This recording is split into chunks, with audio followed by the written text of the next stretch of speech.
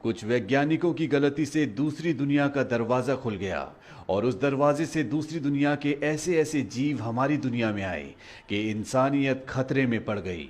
Bollywood cinema screen presenting the mist. इस कहानी की शुरुआत में डेविड अपनी पत्नी और अपने 8 साल के बेटे के साथ खिड़की पर खड़ा होकर बाहर चल रहे तूफान को देख रहा होता है।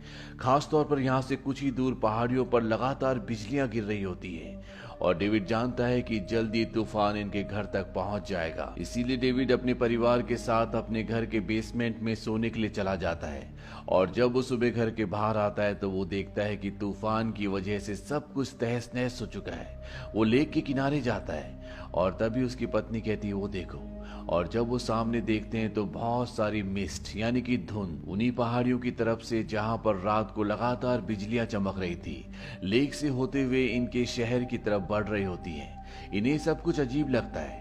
इसके बाद डेविड अपने पड़ोसी के पास जाता है। उसकी गाड़ी के ऊपर एक बहुत बड़ा पेड़ गिर गया होता है जिससे वो बहुत परेशान होता है। वो डेविड से पूछता है क्या तुम शहर जा रहे हो?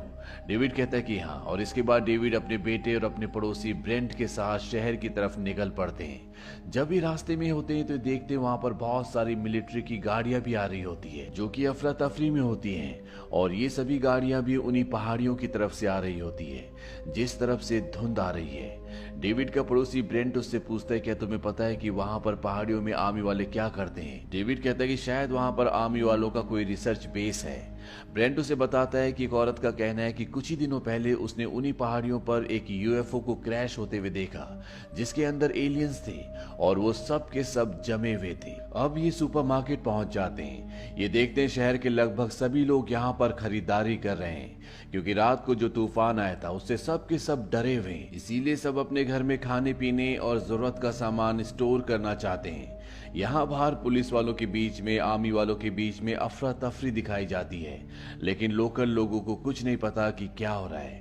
और तभी एक बूढ़ा आदमी भागता हुआ आता है जो जख्मी होता है। वो कहता है कि धुंध में यानी कि मिस्ट में कुछ न कुछ है, और अगले पल धुंध का एक बहुत बड़ा बादल इनके पूरे शहर को घेरना शुरू कर देता है।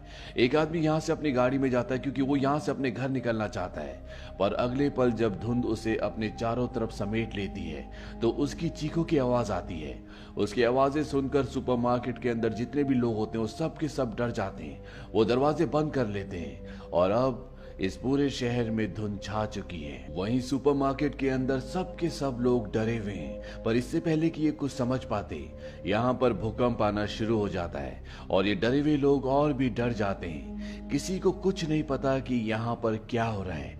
बाहर जो धुंध है वो कहाँ से आई है और क्यों